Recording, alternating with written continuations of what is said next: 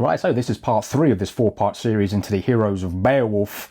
So let's just jump right into it. Roll VT.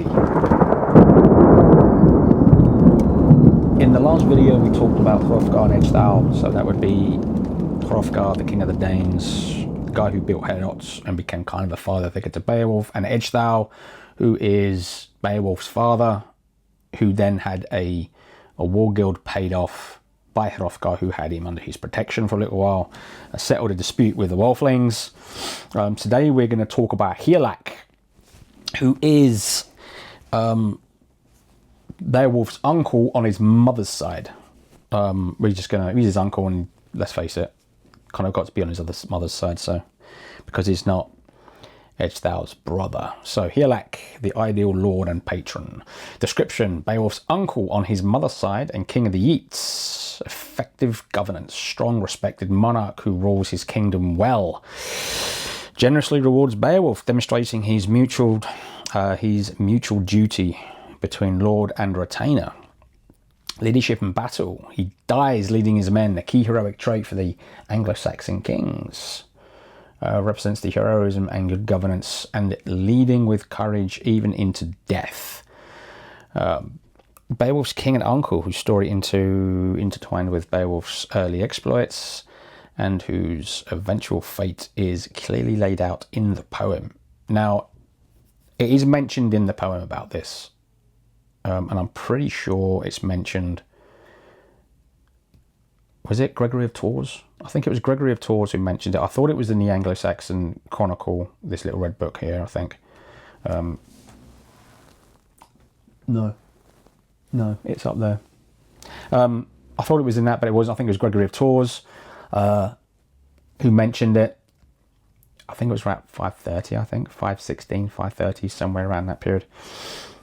A brief history of Hygelāc and his deeds. Hygelāc, the king of the Geats, a Scandinavian tribe, likely residing in modern-day Sweden. We think near kind of like Gothenburg. Is it Gothenburg? Gothenburg. Closer related to the Danes, but politically independent. Is Beowulf's maternal uncle on his mother's brother. Then again, I'll show you the Yeat family tree, and you'll see what I mean by it just says daughter, or a daughter. It doesn't actually give her name, and we're pretty sure it is Yrsa. Somewhere in this book, somewhere in this big fucking book, it mentions all that stuff. Anywho, where were we? He's Beowulf's Mr. Longer, and he's also Beowulf's liege lord, making him a central figure in Beowulf's early life and career. And Beowulf he's allowed to sit by his hearth and at his bench, so he has good access to the king. So there is definitely a relationship simply beyond him being a thane.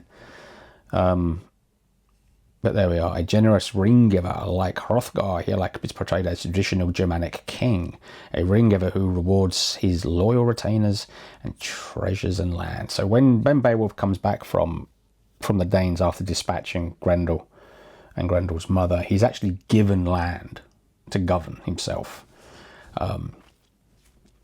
Sure, land, gold, all that kind of stuff, awesome. Generosity is vital for maintaining fealty and the strength of his warriors. I don't think you really have to worry about Beowulf's fealty because, family ties, I guess. Don't turn your back on family. The poem mentions him bestowing lands and swords upon Beowulf, yada yada yada. Okay. The thing about giving Beowulf a sword is that he tends to always fight without weapons because when he fights with them, he's too strong and he breaks the swords. We know this with the dragon. He swings at the dragon at the end and literally breaks his own sword because he's just able to hit it with such force he breaks the freaking sword. Marital and family life. His queen, Hild, again, a woman we will be mentioning in the women's video, described as a wise, well-mannered and generous woman in contrast to the haughty Queen Modthryth, mentioned by the shop. So you get mention of Queen Modthryth who was King Offa's wife. A bit of a battle axe until she married Offa, and then she kind of like quietened down. I'm pretty sure she is also on the list. So again, when we get to the Ladies of Beowulf video, we'll talk about that. If you can hear that noise in the background, that's post coming through my letterbox. They have a son, Heardred, who is still quite young when Beowulf returns from Denmark. This is something I mentioned before in the Dragon video, that Heardred is very young, and when Hygelāc dies, Beowulf could have taken the throne, but he didn't. He let Heardred take it, and he became an advisor to Heardred. And when Heardred died in battle, that's when Beowulf took over and ruled for 50 years, or 50 winters. He must have been like fucking 60 or 70 years old by then, by the time the dragon came. Supports Beowulf's heroism. Hygelāc grants Beowulf permission to travel to Denmark to aid Hrothgar, recognising his duty to their allies, and they listens eagerly to Beowulf's accounts of the deeds in Denmark, celebrating his nephew's success. This part of the actual poem itself is effectively like, do you remember those old TV shows when you had a two-parter and the beginning would be a recap of the previous episode? That's what that's like. It literally just details the entire story thus far.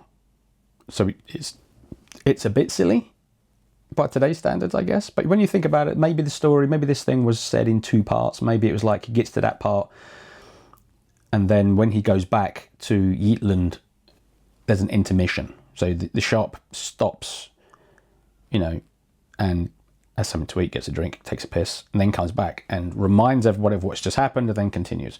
I don't know. I don't know what it was like in them days. I wasn't there. The Frisian Raid. Now, this is the important part, and this is the part that we get from Gregory of Tours.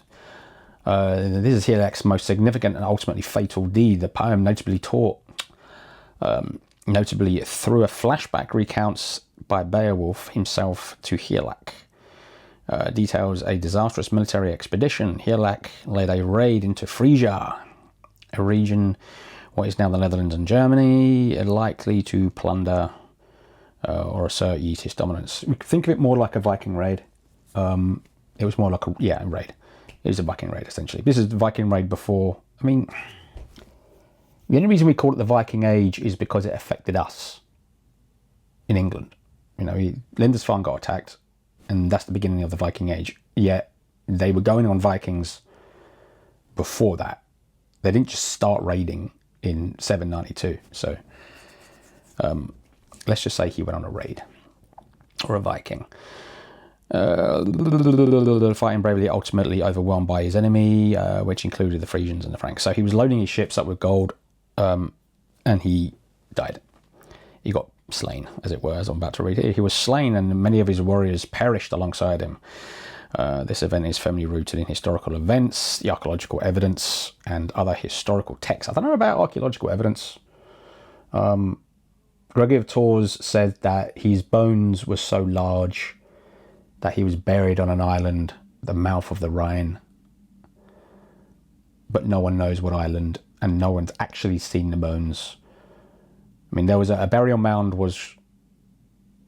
Someone fell into it. It wasn't like they were trying to get into it. He just fell into it, and he said that there was a 9-foot skeleton in there, and everyone thought it was like Ivor the Bonelessness. Then everyone comes rushing in, and then the skeleton's gone. It's like, really? 9 feet? Okay. But then look at some of those Icelanders. They're massive. Cuticle is playing up. Mouth of the Rhine around the 6th century. Yeah, we know. So it's about 530. And of course, that really does date the poem as well, because like you're saying that one of your main characters, who we get to speak to, and then later on he dies. We actually hear about him dying long before we actually meet him again. But so all this happens in the early 6th century, essentially. Yeah. There we are.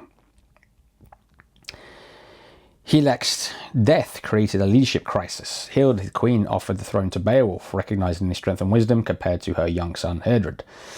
Beowulf, however, honourably declined the throne, choosing instead to serve as Heardred's protector and advisor, upholding the proper line of succession. Later, after Heardred is killed in battle, fighting the Swedes, also detailed in the poem, Beowulf finally accepts the crown, becomes king of the Geats. Now, that fight with the Swedes, that becomes a problem later on, because that whole feud between the Geats and the Swedes is pretty much kept at bay by Beowulf. And of course, when Beowulf is gone, the feud continues and the Geats vanish. Hygelāc, though a powerful king, serves as a critical narrative function. His raid and death provides a historical anchor for the poem, a tragic illustration of the dangers of mortal ambition and the catalyst that eventually leads Beowulf to kingship. His story reinforces themes of loyalty, valor, and the precariousness of life in the heroic age. What the hell? So we've got one more left. Yeah, we've got one guy left. So, intermission. The YouTube algorithm thinks you like either one of these two videos. Happy Fridays. Don't forget to subscribe if you're not subscribed. Like the video if you like the video. And I'll see you on Wednesday for the final part of this 4-part series.